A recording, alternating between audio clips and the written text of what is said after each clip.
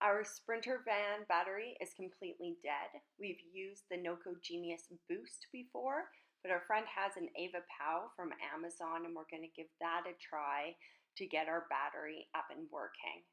So you just clip in the jumper cables into the device. If it's not already set like that, you clip the positive to positive, red to red, black to black.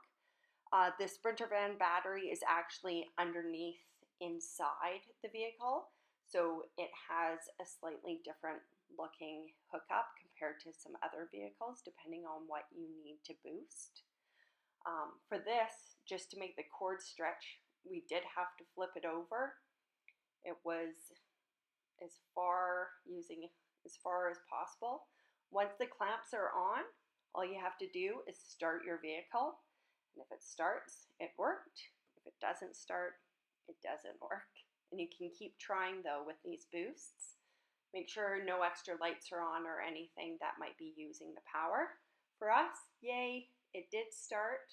All you do after, keep your car on, running, is unclip and you're ready to go.